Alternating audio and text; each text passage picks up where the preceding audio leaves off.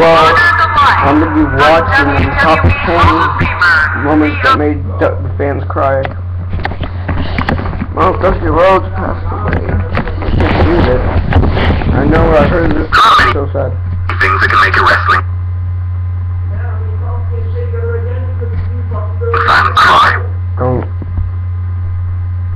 With the exception of Damien Sandow's career and the phrase involving hide and like. WWE's adult fans are a jaded lot, often championing villains over faces and rejecting sincerity like it's bad scampi, but there are some moments where WWE has melted even the most calloused heart. I'm Adam from WhatCulture.com, and with a single tear running down my cheek, these are 10 WWE moments that made the fans cry. Number 10, Edge retires. When the rated R superstar became the superstar, fans were shocked.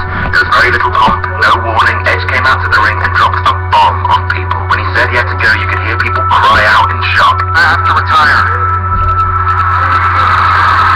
Edge then delivered an extremely heartfelt 10-minute speech, during which he thanked Christian, his best friend of 27 years, for helping him come to terms with it all, and went through a short list of his career, from the bruise to flash photography to live sex celebrations.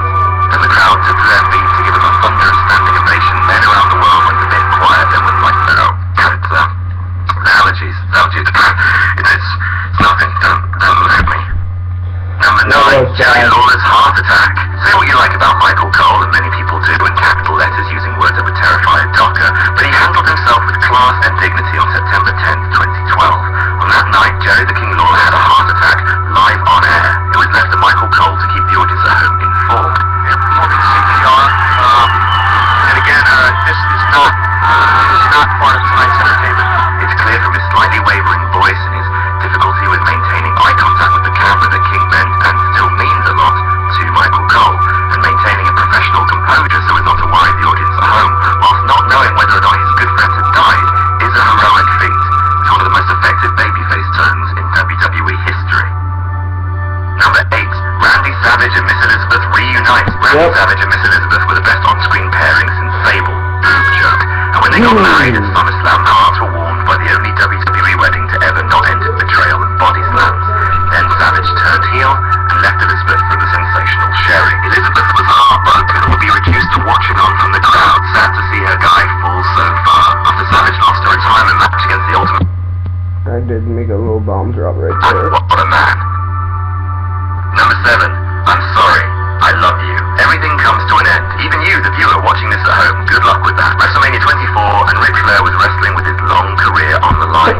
If he lost, he would be forced to retire, and it was Shawn Michaels that was tasked with the job of finally taking out Old Yeller. Fans could predict it was coming, but they weren't quite ready for how it went down. With tears in his eyes, Flair staggered to his feet, seeing his career flash in front of his eyes. Shawn Michaels looked across the ring from him and said, "I'm sorry, I love you," and ended it with sweet chin music, which I think is how Old Yeller ended as well. As soon as the pinfall sounded, HBK kissed his hero on the forehead and immediately vacated the ring, leaving Flair alone with thousands of emotional fans. Which leads to number 6, Ric Flair's retirement ceremony. A bigger send-off that WWE has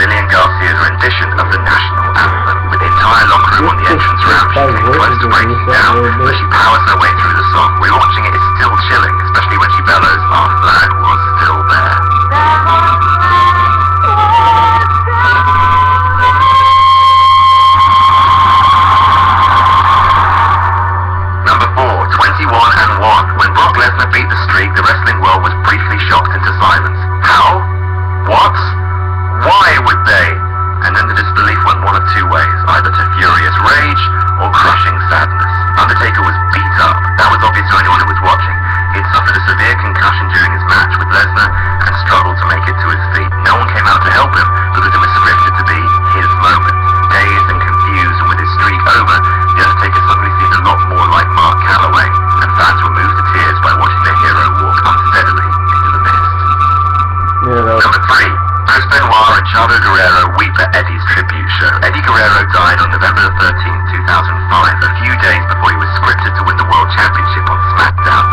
The WWE organized a tribute show the next night in his honor, charting his career, but no sight was more quietly devastating than the sight of Chris Benoit openly weeping for his friend, and Chavo Guerrero, Eddie's nephew, shedding a tear. All macho posturing aside, Benoit delivered an address to camera talking about how much he loved Eddie, during which he broke down and wept, no doubt inviting fans at home to do the same. He was the one friend that I had that I could go to and pour my heart out to. I miss you. 18 months earlier, both men had embraced as champions at WrestleMania 20. Within 3 years of that moment of triumph, not one, but both men would be dead. Number 2, JR announces Owen Hart's passing. Owen Hart passed away after an accident at Over the Edge pay-per-view in 1999, falling from the rafters when a harness that was set to lower him to the ring gave way. The live crowd was shocked and confused, not knowing if what they'd seen was a work. The audience at home, however, hadn't seen anything at all. The news was broken by JR, who told the crowd that Owen Hart had tragically died. But there was nothing more devastating than having the news suddenly dropping on you. That devastation receding into confusion and sadness at the loss of a great wrestler in his prime.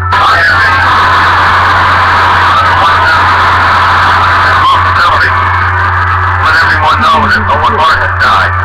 Number 1, Conor the Crusher's tribute video. Okay, wow, that is really cool. Well, here's the link to the video. Watch it. It's desperately sad, but also somewhat light-affirming that even in a company as provably stupid as the WWE, when poo rains from the ceiling, midgets dress as bulls, and men simulate sex with dummies in coffins, even they can take time to make a little kid's life immeasurably better. They get Conor McDavid, aka Conor the Crusher, not only an amazing WrestleMania experience, but also a pinfall victory over Triple H, which is the most precious gift of all.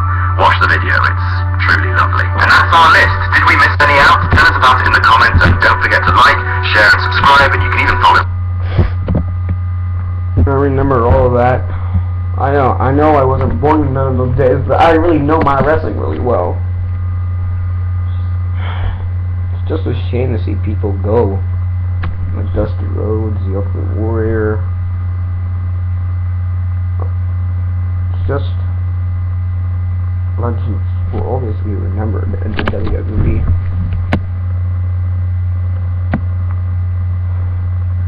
I'm actually feeling I'm crying a little bit. I remember all that stuff happening, but I wasn't there except for a few of those times. In the next video, I'm actually going to watch a tribute to all these legends that died, and I can tell you them.